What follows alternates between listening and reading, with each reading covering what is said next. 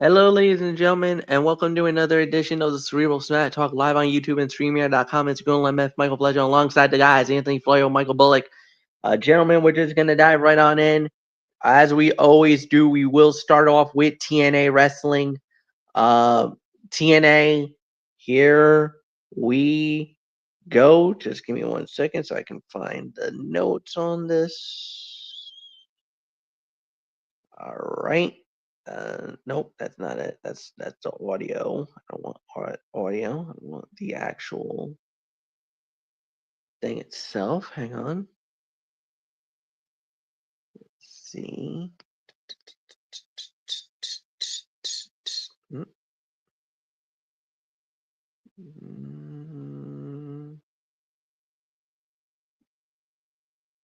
All right. Hang on. Impact. All right, here we go. Found it. So we started off the show with Ricky Sosa versus Brian Myers. Ricky Sosa winning the match in roughly 6 minutes. This is about a 2-star bout. I thought this was a solid match. Could have been better in certain elements. I'm not really too mad about it. But you know, Ricky's got he's got the hot hand right now, so definitely a big win for him. Nothing more to say. Anthony, it's yours. 2.5 stars for me. There was too much going on here, but they were starting to have a hot match. Ricky Sosa is beginning to fit in nicely in TNA, and that's good to see, as the company needs all the help it can get. Leon Slater works well as a partner to help give him a rub, and odds are we're getting a big time match coming out of this at Lockdown. So give me 2.5. Set me up for the next match, MF. All right, here we go. Next one on the fight card is had a bunch of promo stuff along the way. All right, Trey Miguel's Rich Swann and BDE going up against Mustafa Ali, John Skyler, and Special Agent Zero. When it was all said and done, it was the face team. Trey Miguel, Rich Swann, and BDE wins it in roughly 9 minutes. Anthony, it's yours. Solid 3 stars. And as usual, Agent Zero does well in his role as the monster who can smash through almost anyone, and he's good as the enforcer for Mustafa Ali. Having Trey Miguel back is a nice thing to see, as he is an established name and can go after Ali whenever. I have a feeling Ali will regain the international championship from Jason Hodge down the line. But then again, it could. Maybe he won't. I don't know. But I think Miguel could go after Mustafa Ali. Whether or not Ali gets the belt back from Hodge at Lockdown next week, we'll see. Commercial cut off a lot of the match, but they did well in the time that they had. I'll give it a solid 3 for the effort. So, MF, your thoughts? Yeah, no, I think you're absolutely right. I can give this 3. I thought they did a really good job with it. Could have been better in certain elements, but I'm not going to be too mad about it. They did a fine job, so nothing more to add. Next up that we did have Indy Hartwell versus M by Elegance. This is the first semifinal matchup.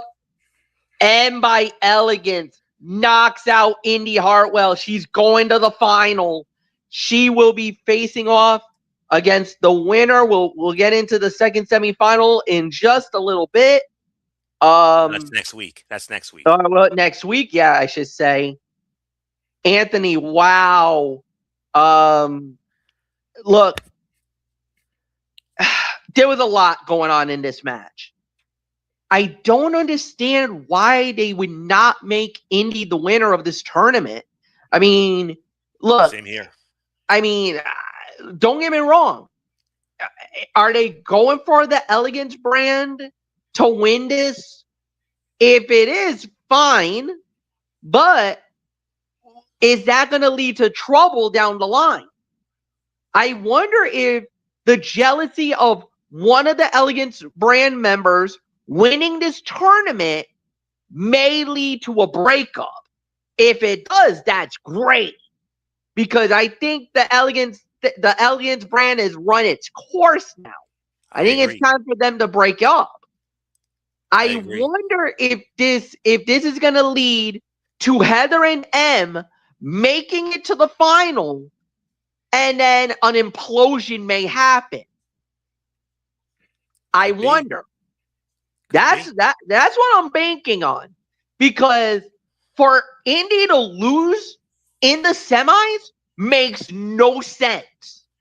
Except if this is going to lead to a breakup of the Elegance brand, then I'm 100% on board.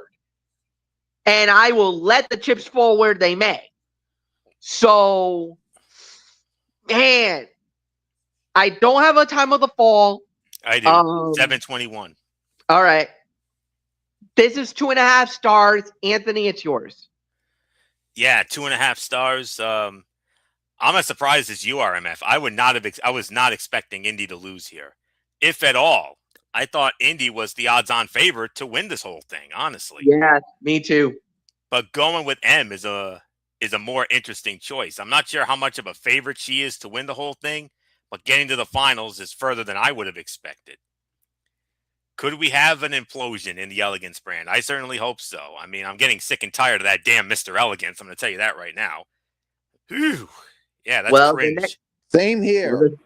Well, the second semifinal is Heather by Elegance and Jada Stone. That is next week, as you alluded to. Jada's been getting a lot of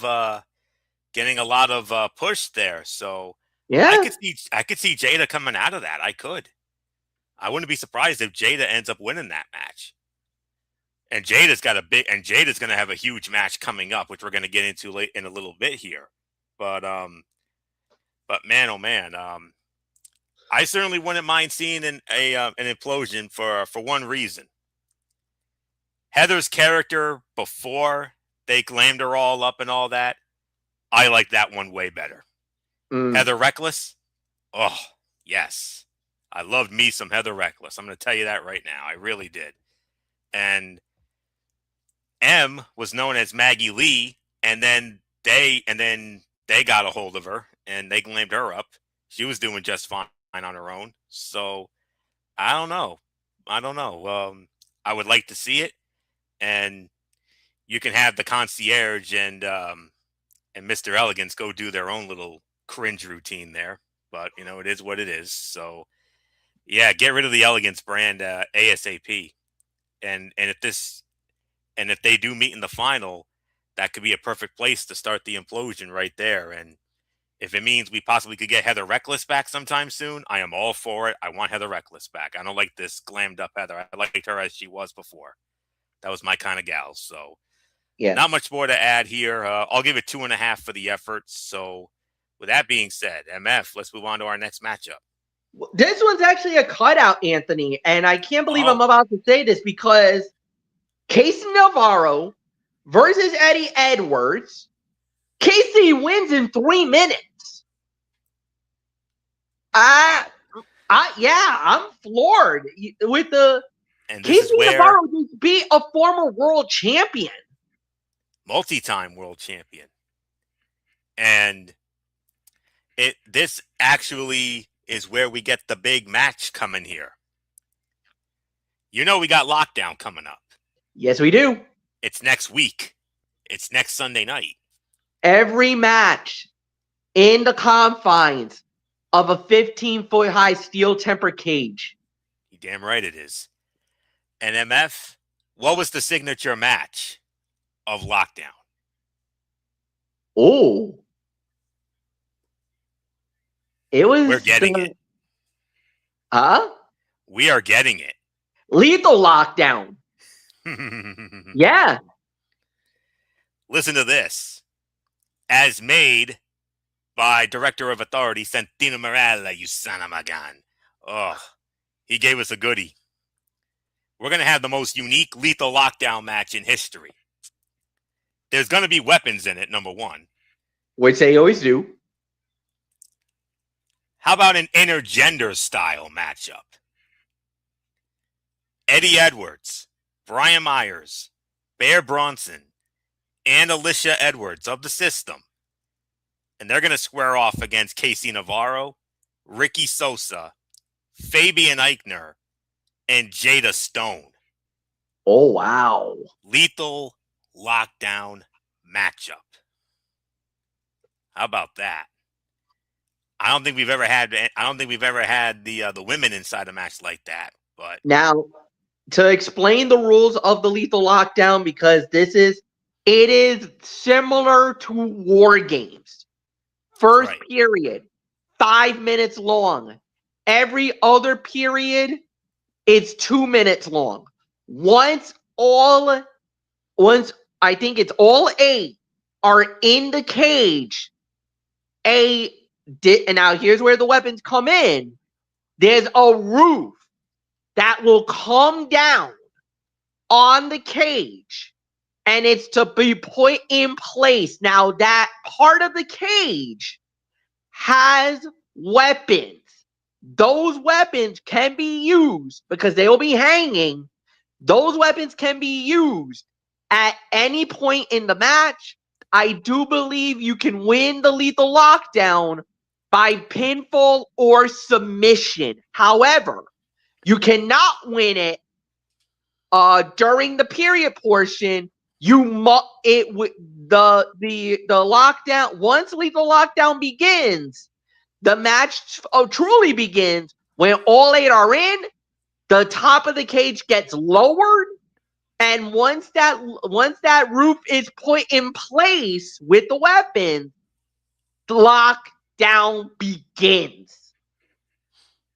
Yes, yes, it does. And oh man, that is going to be something else next week. And we'll do a preview of that on this program next week. Yep. So get ready for that. Special start time for Lockdown, 6 p.m. Eastern, with a Ah. pre-show at 5 p.m. in Chicago. So get ready for that. And for them to bring bring back Lockdown after 10 long years. It's been 10 years since we've had a Lockdown event. Yeah. And to have this come back, and that they're keeping the tradition alive by putting all the matches inside the cage. I mean, Awesome. yes, Awesome. I will certainly be tuning in on the TNA Plus app next Sunday night for sure. So definitely worth it. So um obviously, throwaway match, obviously, but good for Casey Navarro to get a win here. I mean, I think Casey Navarro could be on the verge of a possible push. I mean, he's been warming up in the last few weeks, and he needed an actual big win, especially after he came oh so close to winning the World Heavyweight Championship. He took Nick Nemeth to the limit and then some. And it's another case of finding out whether some of these newer stars can do, what they can do, and they need to be built up one way or another. And this could work out for everyone. And again, we are definitely getting this Lethal Lockdown match, and let's see what Navarro can. You put him in a big spot, let's see what he can do. So there isn't much more to say. Obviously, it's a no rating because it was a cutout match, but dude, Lethal Lockdown, and the women are going to be in this. Yeah. Wow. Let's go. I'm in. Let's go. Main event of the evening for the TNA World Heavyweight Championship. The champion, Nick Nemeth, versus the challenger, Jeff Hardy, winner of the bout in 15 minutes. And still the TNA World Heavyweight Champion, the wanted man, Nick Nemeth. Anthony, it is yours. Obviously, the fight of the night here, 3.5 to 3.75 of a star. These two are going to have a completely acceptable match together, and they did it again here. And a clean win for Nemeth. A little surprising. I thought there would have been some shenanigans, but it felt like a bigger than usual main event. Now, did it blow the doors off? No. I'll be honest with you. It did not blow the doors off or anything, but it was still a very good match. And Nick Nemeth can finally say, I beat Jeff Hardy in a match. So he had never beaten him before this match, but he can finally say so now. And Lockdown, we're going to have the Nemeths versus the Hardys for the tag team titles. Nick Nemeth has a chance to be a double champion. We've been seeing this a lot lately, so he could add to he could add another belt to the collection. come next week. So 3.5, 3 3/4, fight of the night. MF, your thoughts? Yeah, 3.5 is the official rating for me. I thought they did a fine job. I thought it was really good. It could have been better in certain element, but I'm not mad about it. I think they did a really good job. Yeah, there's really nothing more for me to say. I thought it was solid for what it was worth. Could have been better, but it is what it is. But I got really nothing bad to say. I thought they did an incredible job. And overall, fine show. I'm not mad. I thought they could have been it could have been more stronger, but you had a lot of the matches were a little short, but I thought the main event was really good. So yes, I'm good with it. It to me it was about a 6.5. Anthony, it's yours. I'm actually going to give it a solid 7. I mean, it was, the moving day show for Lockdown. They did a lot to get the show over, but it still doesn't really overly feel like the biggest card. But I mean, the Hardys and the Nemets. I mean, that match should work. Bunch of the rest of the show was about the system, which is often the case, and at least they have something set up for them. Still seems like they're trying to figure out what to do with the roster they have, though, and that makes for a rough build mostly. But I do believe 7 out of 10 is the correct rating for this show here from the other night. And all right. It was in a word, it was fine. I mean, nothing on the show is making the best of lists, the best of list at the end of the year, but really nothing bad existed. Even the shortest match, that being Eddie and Casey, anyway, Casey getting the win, showing a ton of fire, and we got more matches for Lockdown. The build continues. Hopefully the go-home show next week will have more oomph than this one did. So we'll give it a solid 7 for the effort. So with that being said, MF, it's off to the TD Garden in Boston for a championship Smackdown. Let's go.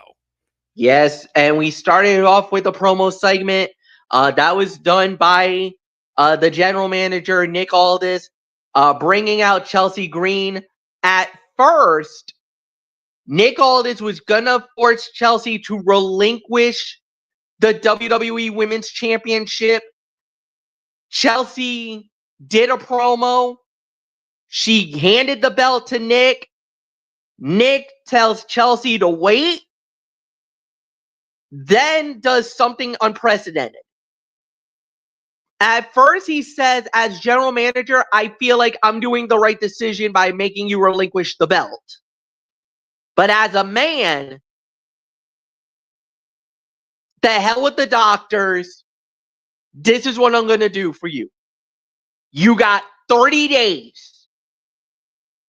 You know what? Get a medical clearance. If you need to wear a mask, do whatever you need to do to get medically cleared. Because in my mind, you are rightfully deserving of the WWE Women's Championship. Handed the belt back to Chelsea. So she is still, for now, the women's champion. But before she could even enjoy the moment, Gunther showed up, getting into Nick about the WWE title situation. Nick's like, there's nothing I can do. I gave you your shot. You lost. And then Chelsea kind of chimed in, and Gunther was going to go after Chelsea. Next thing you know, here comes Matt Cardona. Back off. And it led to a match. We'll get into them. It was a 2-for-1. It led into a match between Gunther and Matt Cardona one-on-one. Gunther wins the match in roughly 7 minutes. All right. There's a lot to dissect here. Number one, the Chelsea Green promo was top notch. Absolutely one of her best promos she's ever done on the main roster. You felt the fire. You felt compassion. You felt everything. You felt for Chelsea Green. For her to have to be forced to relinquish the title And she even brought about the SummerSlam moment that, and almost kind of goaded and guilt tripped Nick Aldis into, you know what? You're right. You deserve this. And I'm going to give you an opportunity. And I'm telling you right now, a lot of the fans were ready to attack Nick Aldis. Like, they were ready to pounce on Nick if Chelsea was forced to relinquish this belt. And he not only saved himself, but he also has proven why he is one of the best damn general managers on this roster right now.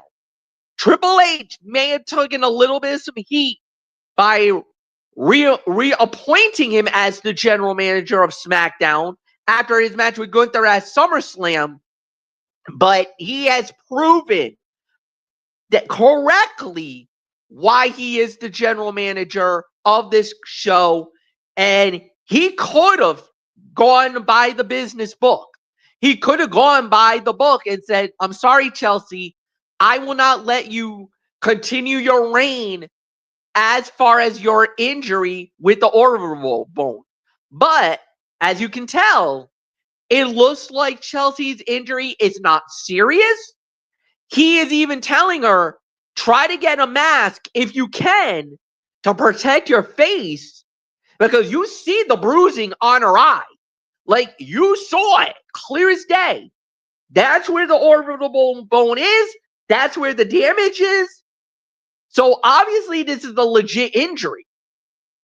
But this could be like the Undertaker mask. This could be like Rhea Ripley. Remember, Rhea had a mask, and she had a fracture of the orbital bone thanks to fatal influence. Oh, by the way, we'll get into them in a little bit because something significant happened with them last night. I kind of feel like this was definitely the non-wrestling segment of the night. This was amazing. I was a little surprised about the Gunther thing, but it made more sense once we got the whole thing with Matt Cardona and the whole 9 yards, because it fitted the narrative. It continued the role of Gunther being angry at Nick Aldis, so it felt like that storyline was still going. But with Matt Cardona jumping into the fray but Cardona did on two fronts. One, maybe to quell the thing with him and Aldis, but two, you got into it with his wife. And wherever there's a great woman, there's a great man. And big ups to Cardona for stepping up, doing the right thing by defending his wife, who is thoroughly was going to get probably in big trouble with Gunther, because Gunther had that eye like he was going to do something to her. And the fear is that if he did, Chelsea probably would have been forced to relinquish that belt at that point. So the match was fine, about 2.5 stars, but this was a red hot way to start off SmackDown, to say the very least. Anthony Florio, it's yours. This segment has garnered universal praise, and the harshest critic on this platform went as far as to say that it was the best promo segment in wrestling this year. And that's coming from the harshest critic. You know who that is. We know who that is. And JD from NY? That's it. He gave universal praise for this segment last night on when he did his review. Chelsea Green launched into a tremendous promo in which she talked about the sacrifices she made, the laughter and ridicule she endured, and how she came to work and did her best. She insisted correctly that she earned the title and that until someone takes it off of her, it is hers.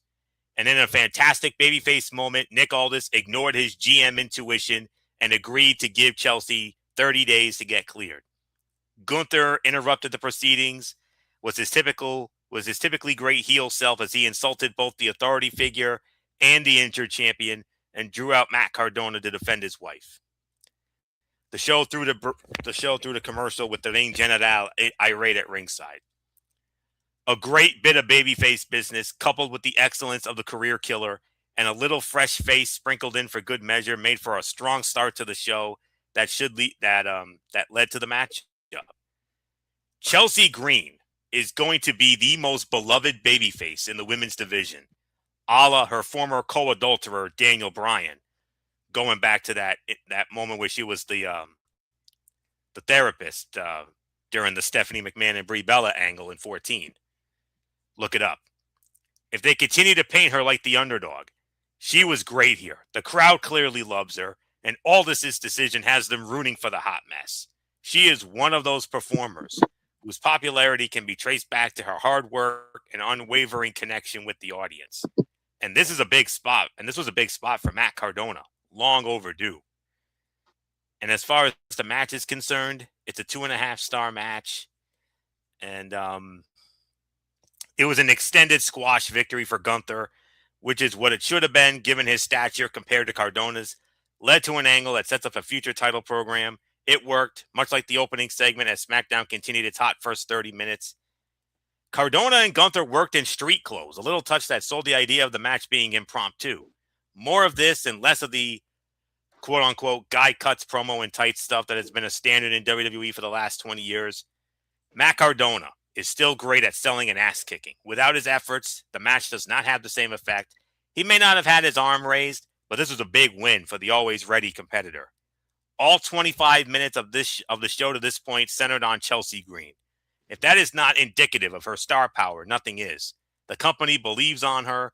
She has rewarded their trust, and the result is her being prominently featured at the top of the show. In a major city, no less, Boston. We know the history of WWE in Boston.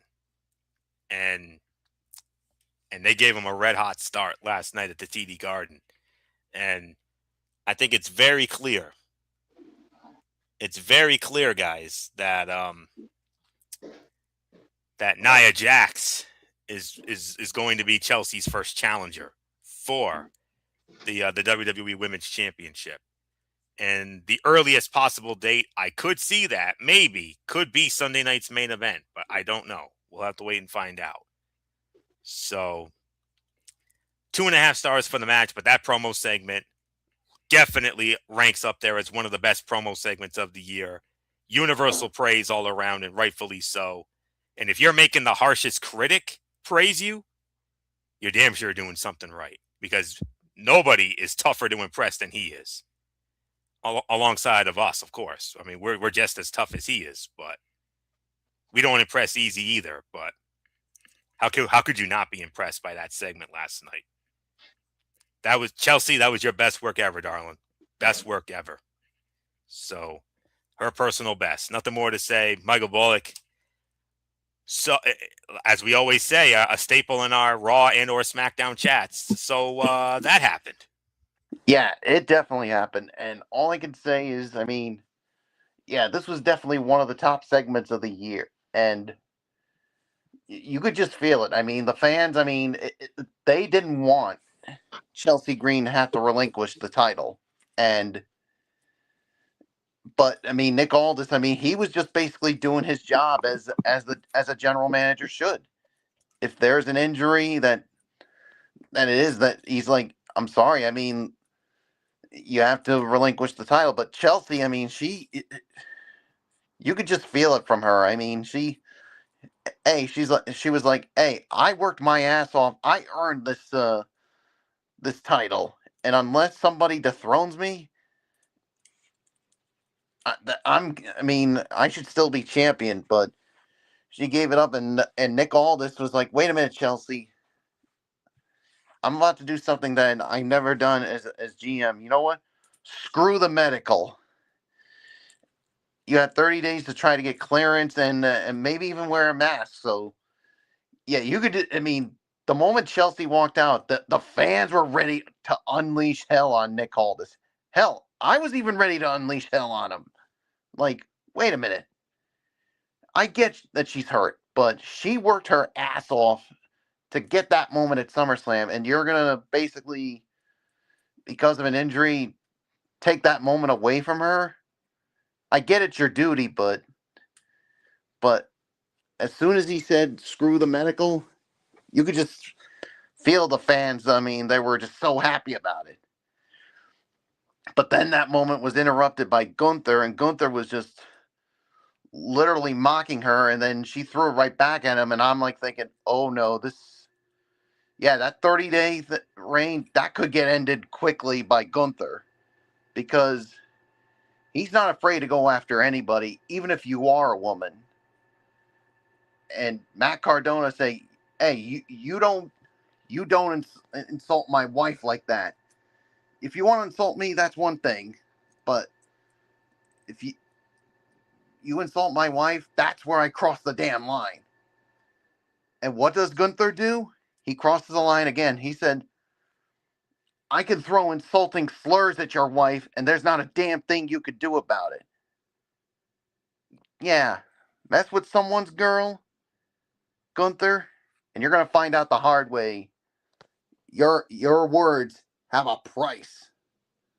I mean, if anybody messed with my woman or insult her with words or anything, oh, nobody would want to mess with me. Not for one freaking second. Fletch, you know that. Florio, you know that. Yep.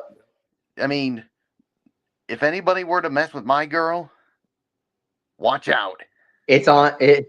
In the immortal words of me, it'll be on like Donkey Kong. I mean, if you want to go after me, that's one thing. But you go after my woman, that is out of bounds. Yeah.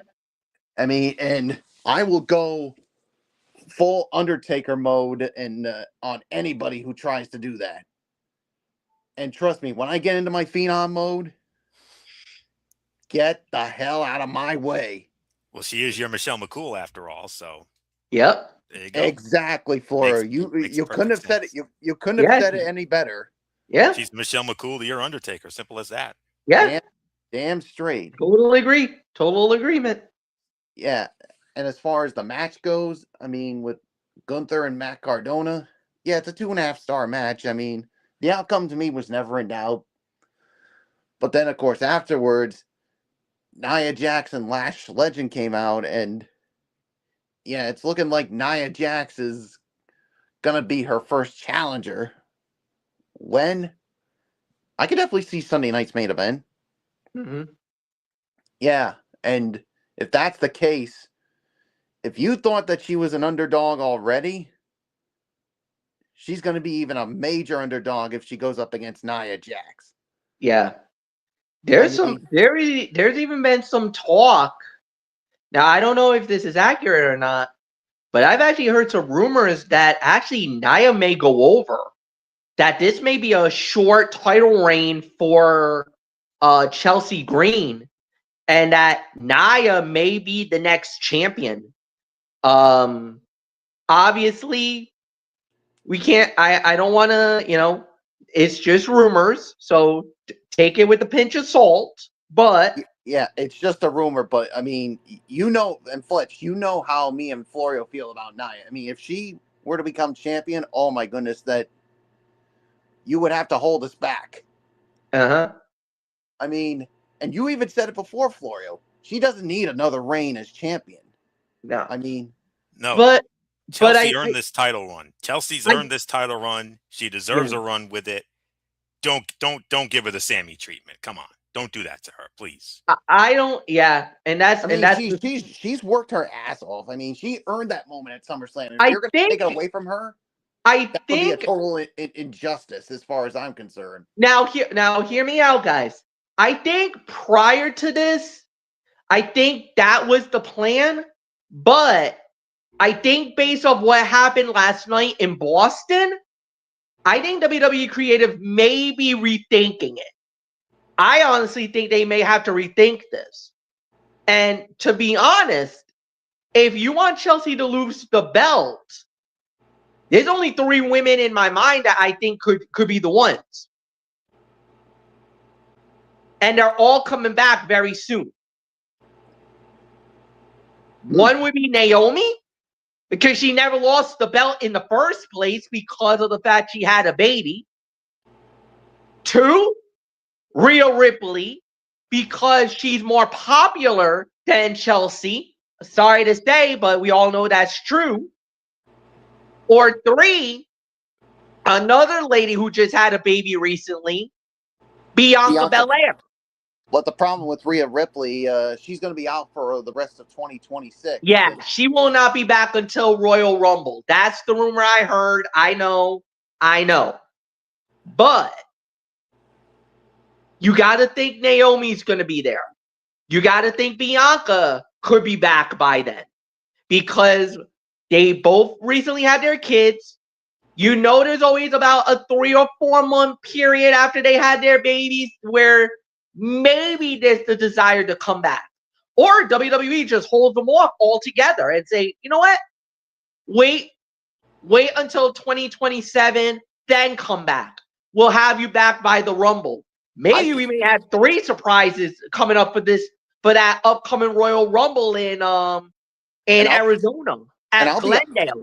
And I'll be honest with you, Fletch, I think that's the better option. I mean, let them take the rest of the year off. I mean, just to be there with their respective children, and then come back in 2027 and basically start over, and especially with the Women's Royal Rumble. We'll see. We'll see what they do. But I'm just telling you, I think that's the better option. Whether they actually do it, that's another story. Yeah. So, nothing more to say. Let's move on. And I'll close it with this. It's all about the desire. What does WWE Creative want to do with Chelsea Green? I'll tell you one thing. If you saw the reaction from SummerSlam, if you're seeing the reaction now, especially after what happened in Boston last night, there's no doubt in my mind that you can let Chelsea run with the football here and let her run with the title. There is one other person who I can think of, but I'm going to get to her in just a minute, in a little bit. United States Heavyweight Championship match on the line as the champion. Baron Corbin goes up against Boston's own Carmelo Hayes, winner of the bout, 9 minutes and 18 seconds, and still the United States Heavyweight Champion Baron Corbin. Anthony, oi! It was there for the taking. It was. What the heck? How many times in the past have we seen wrestlers go for challenge for championships in their hometown, but they don't get the Duke? Yeah. Unfortunately, we have to add this. Way too often. Yeah. It's only happened a handful of times. And but anywho, what'd you say that was? 9 minutes, did you say? 9:18. All right, that's what I thought. Solid 3 stars here. As MF mentioned, Carmelo Hayes may have been home in Boston, even though technically he's from Framingham, but still. It did not mean a championship victory was predestined. Immediately moving on from Hayes to spotlight Trick Williams was certainly a choice and does not bode well for the idea that the charismatic good guy will be factored into the title picture from here.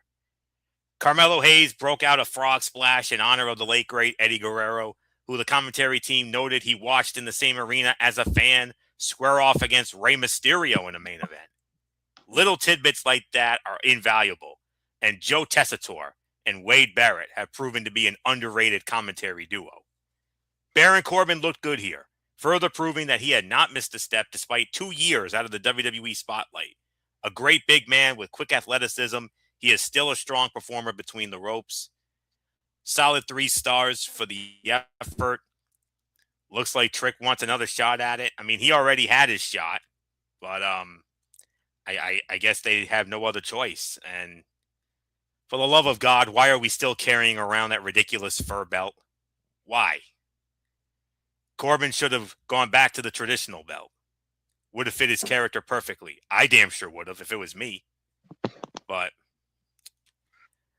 it is what it is. I mean, nothing we can do about it, even though I wish there was something we could do about it. But, it is what it is. So, solid 3 stars.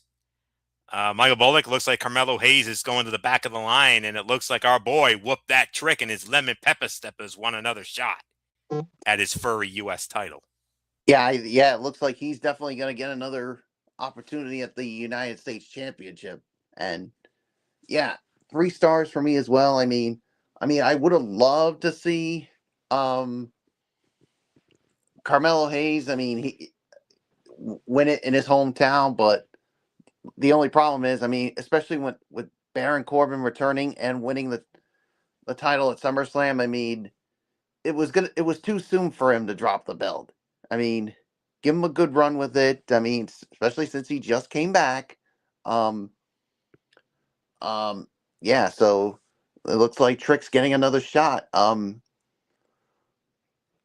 let's not forget. I mean, there actually was a recent success with somebody winning winning a title in their hometown. And Florio, you remember this? We had a Raw chat that night. The When champ. When John Cena won his first ever Intercontinental Championship at the TD Garden Last November. I'll never forget it. We'll never forget it. So it's happened recently. So, but unfortunately, not tonight here. So nothing more to say. Let's move. Let's move on to you, Fletch. Yeah, no, 3.5 stars, no doubt about it. I thought it was a solid matchup. Could have been better in certain elements, but it wasn't. I'm not mad about it. I get it. I thought they did a fine job with it. So yeah, really nothing more to add. Next up that we do have is R-Truth and Damian Priest going up, putting the WWE Tag Team titles against Tama and Talia Tonga and Eric and Ivar, the War Raiders triple threat, winners of the bout in 7 minutes and 1 second, and new WWE Tag Team Champions, the MFTs. They win the championship. Michael Bullock, it's yours. 2.5 stars is my rating for the match. I mean, I think this to me was the right call. I mean, Priest and Truth have been holding the titles for a while, and especially now with this new tandem with Tama Tonga and Tala Tonga, especially now paired with Haku, and I think this was the right call, especially if you want to have us take this team seriously, especially since Haku's now in the mix. You had to pull the trigger on this, and so yeah, congratulations, new champions. So nothing more to say. Fletch, it is yours. Incredible match. Fine matchup. Good battle. About 2.5 to 3 is my rating. History being made. Unprecedented crowning. The crowning of new champions. Always good. I really got nothing bad to say. I think they did a really good job with everything that went down. So yeah, I'm not mad. I'm happy that this happened. Really nothing more to add. Anthony Florio, it is all yours, my friend. I saw this coming. Honestly, I did. Going into this. Before this, however, there was another great promo segment. CM Punk and Kevin Owens. Oh, man, oh, man, oh, man. I'll address that when we do our overall review. But as far as this match is concerned, action-packed three-way battle preceded the finish, and a solid match that crowned new champions and hopefully provided the tag division with a spark. The lack of babyface options to challenge for the titles besides Fraxium begs the question, was putting the gold on the MFTs at this point the best option? And it felt like Damian Priest was above the tag team titles in a partnership with R-Truth, even if it was rooted in pre-existing story. So losing here and refocusing on the WWE Championship feels like a logical next step for the Archer of Infamy. And I got to tell you something. I know this outcome may not be for everybody, but I'm good with this outcome because of the fact that you you know, anytime that we see that they throw a legend, that we get a legend back on TV like Haku, Mm-hmm. and I have followed Haku's career since I started becoming a wrestling fan when I was a little kid. We all grew up with Haku. I mean, he was known as King Tonga when he was in that legendary battle royal at WrestleMania 2. Of course, him and Tama as part of the Islanders, and then when they made him King Haku, which was pretty awesome. And but there is a backstory with Haku. Haku himself, a former tag team champion. Who was he tag champions with? The eighth wonder of the Andre, world. yeah, Andre the Giant, the Colossal Connection. Hmm. Yep. You don't think? Do you think for 1 second that Bobby Heenan and Andre were smiling down on Haku from heaven above when they saw that? Mm. Because of that history? I mean, one of the few surviving members of the Heenan family. I mean, the Brainbusters, I believe, are the only other two. I think all the other ones have passed on. So definitely this was a nostalgia moment for me. And to have Haku back on TV, I mean, we certainly didn't have that on our bingo cards, did we? I mean, No. we certainly didn't. We certainly didn't see Haku coming back, and now his sons are tag team champions, just like he was all those years ago with Andre. And oh man, that's awesome. That is so freaking cool. I mean, the next generation, and I can only imagine off camera. I can only imagine what an emotional moment that is for that family. So freaking awesome. 2.5 stars, a little pressed for time. It was a fun little sprint, obviously because of the Punk and Owens segment. That took up a lot of time, but boy howdy, what we got from that was most certainly worth it. Like I said, I'll address that in the overall review. So 2.5 stars, awesome moment. Great to see Haku back, and wow, nothing more to say. MF. We call this a championship Smackdown for a reason. 3 title defenses. We had 2. We got 1 more title to go. Yes, and this last one was for the WWE Women's United States Championship. It was the champion, Tiffany Stratton, going one-on-one with JC Jane of Fatal Influence, winner of the bout in, I don't have a time of default, 7 minutes and 52 seconds, and new Women's United States Champion, JC Jane. Fatal Influence has all the gold. The women's tag team titles in their possession, and now JC gets the women's United States title in her possession. Her first championship on the main roster. Obviously, she was a former WWE women NXT women's champion. So, oh my goodness. History made. Not gonna do unprecedented crowning. Can't do that. Fatal Influence got mega involved in this one to win the title. And this may actually lead to something down the line. I think, and I'm going to be real honest with you guys. Remember how I said that there was possibly 3 women that could possibly win the title? Add a 4th. Add Tiffany Stratton. A heel Tiffany Stratton.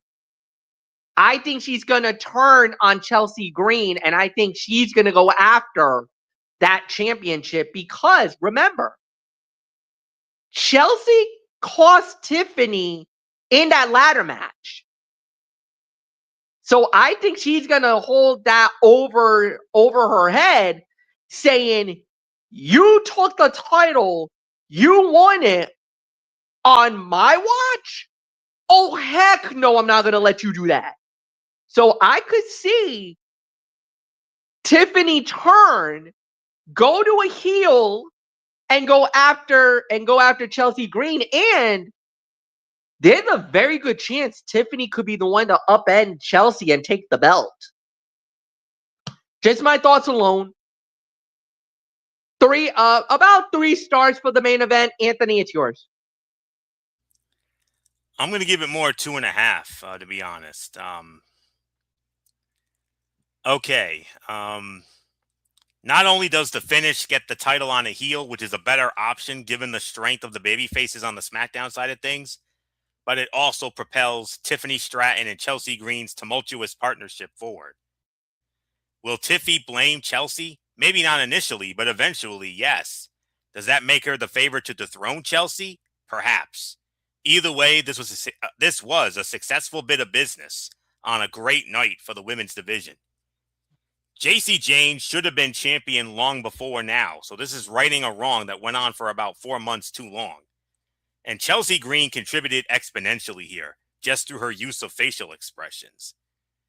And everything that MF just said about a heel Tiffany Stratton, that has come up on other reviews that I have seen and heard. So yes, I could definitely see that as well. So we'll see when that goes down. For that to happen, Chelsea will have to get by Nia, which I think she could. I think she will get by Nia barely, and perhaps maybe as early as Money in the Bank in October. Could be. So we shall see on that. So this was a 2.5-star match. Fatal Influence has all the gold now. So let's see how this goes forward. So not much more. Michael Bullock, new women's U.S. champion, JC Jane, and couple that with Henley and Reed with the tag titles. Fatal Influence has all the gold now. And I think this is the right call, because if you want us to take Fatal Influence seriously on the main roster, this had to happen. I mean, you already did it with Fallon Henley and Lanny Reed as the women's tag team champions. Now you put the women's U.S. title on JC Jane. Yeah, that just shows you that that WWE is taking this group very seriously.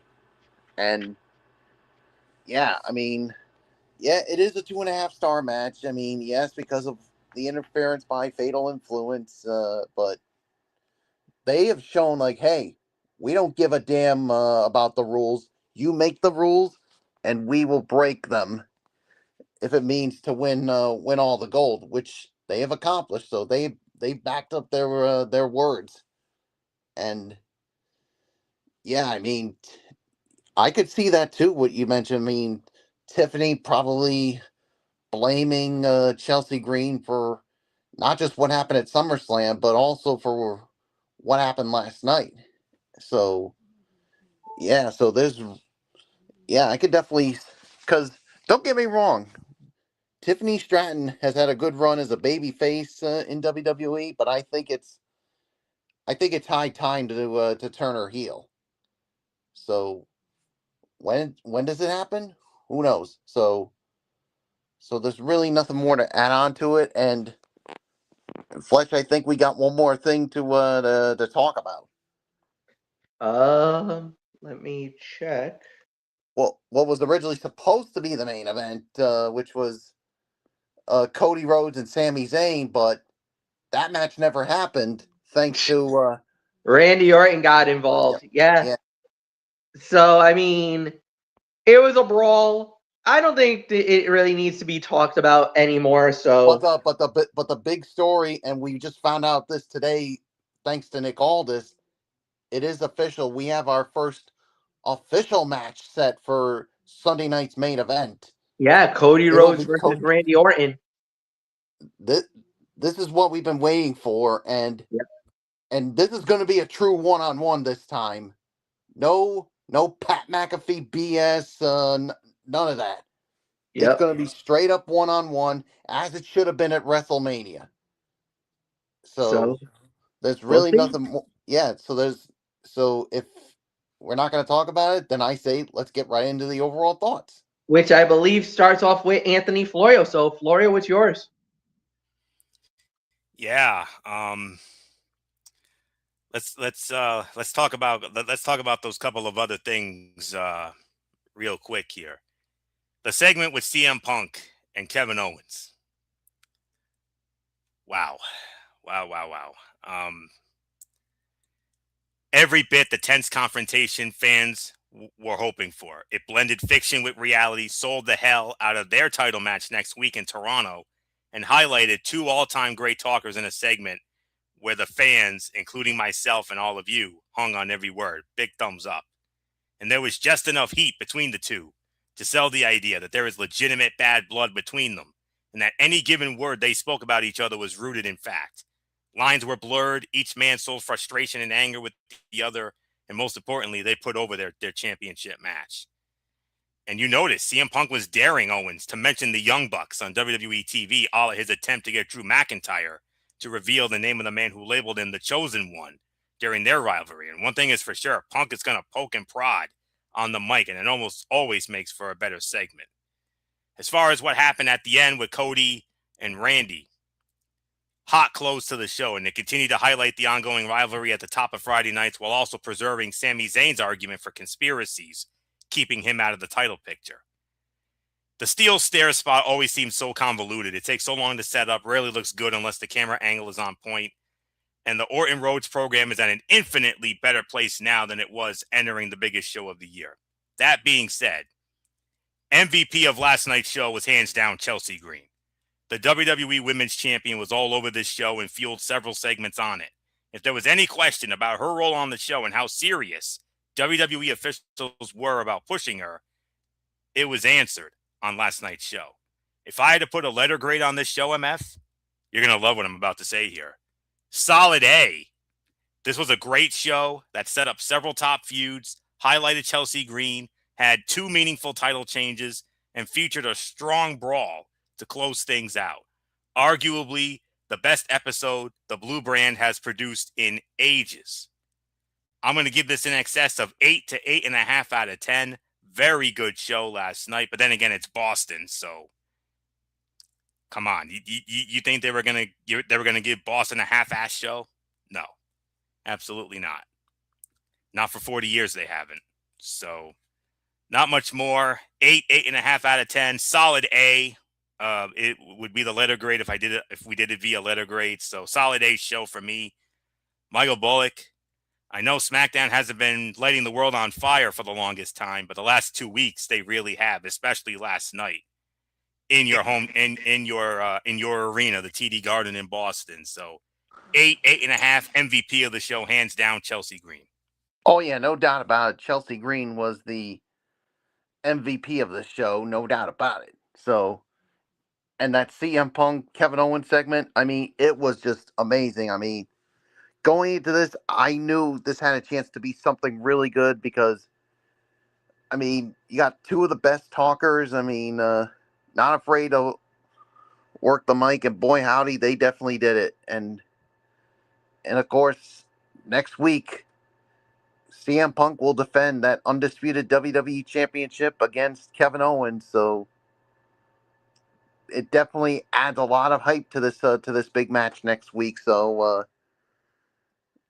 and everything else I thought was really good. I mean, yes, there were some things that I thought could have been better, but there's really not much to complain about with last night's show. So I agree. It's an 8 to 8.5. So Fletch, you got the final say. 8 to 8.5, no doubt about it. I think they did a really good job with it. So we're just gonna move right on along. Big three going down from Dallas. This is semi-final weekend, the final four, as we would like to say. Winners go to the championship game that will be held in Charlotte next week.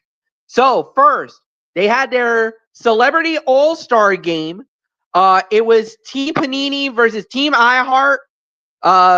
Different rules for this. So Panini winning the game 45 to 36. We don't really need to talk about that one.